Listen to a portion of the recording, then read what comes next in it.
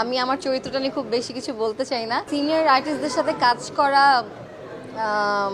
খুবই আরামের। আমি ভালো সিনেমার সাথে থাকতে চাই। উৎসব আসলে উৎসবের মতোই হচ্ছে। এমন একটা সিনেমা আসতে যাচ্ছে যেটা আসলে অনেক বছর আমরা পাই না। আমি আমার একটা ড্রিম ফুলফিল করতে পেরেছি।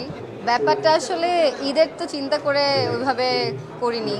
আমার জন্য ভালো পরিচালক, ভালো স্ক্রিপ্ট, ভালো গল্প, মানে পুরো টিমটা আসলে আমার জন্য অনেক ইম্পর্টেন্ট। আপনারা সবাই জানেন আমি খুবই চুজ করে কাজ করি। সো যখন ভালো গল্প বা ভালো কোনো প্রজেক্ট হয়, সিনেমা আসে, তখন আমার মনে হয় যে মানে আমি এটা মিস করতে চাই না। আমি ভালো সিনেমার সাথে থাকতে চাই। অ্যান্ড এই ঈদে উৎসব আসছে। উৎসব আসলে উৎসবের মতোই হচ্ছে। সবাই পরিবার নিয়ে ছবিটা দেখতে হবে, কারণ পরিবার ছাড়া দেখা নিষেধ। আর এখানে যারা কাস্টিং আছে, আমার জন্য এটা বড় একটা ব্লেসিং যে I could share the screen with এরকম এত বড় বড় মানুষ। তো আমার মনে হয় যে এটা আমার জন্য বড় একটা এক্সপিরিয়েন্স ছিল, খুবই ওভারওয়েলমিং ছিল। অ্যান্ড আমি বলবো যে সিনিয়র আর্টিস্টদের সাথে কাজ করা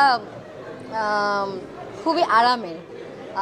ছোটোবেলা থেকে ওনাদের কাজ দেখে এসেছি এবং আমরা জানি যে 90s যারা কিডস আমরা, তাদের জন্য আসলে এই মুখগুলো খুবই পরিচিত এবং আমাদের চাইল্ডহুড মেমোরির সাথে কানেক্টেড।